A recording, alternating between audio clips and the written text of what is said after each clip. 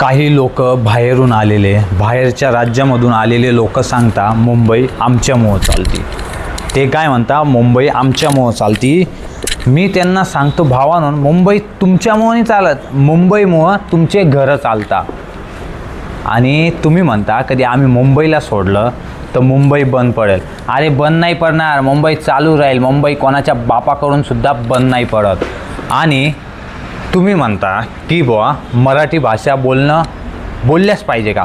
तुम्ही कधी महाराष्ट्रामध्ये राहताय, मुंबईमध्ये राहताय, तर मराठी भाषा बोलायला काय अडचण आहे तुम्हाला?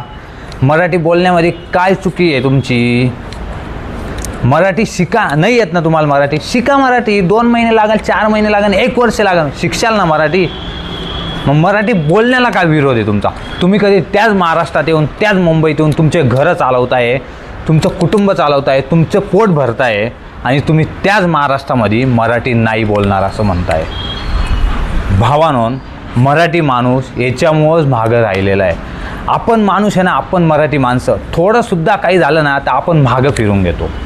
आणि हे जे परराज्यामधून आलेले आहे ना, हे येऊन त्या जागेवर कब्जा करता. भाव, तुम्ही विचार करा की आज हे सांगताय की आम्ही मराठी नाही बोलणार, उद्या ते काय सांगतील माहिती? तुम्ही मराठी नाही बोलायचं. विचार करा मराठी माणसांनो, आजच टायमिंग आहे, आजच वेळ आलेली आहे की यांचं उत्तर दिल्या पाहिजे. आणि हा व्हिडिओ जास्तीत जास्त शेअर करा की मराठी हे बाहेरून आलेले यांना समजल्या पाहिजे की आपण मराठी महाराष्ट्रात बोलल तरच काम करू शकतो.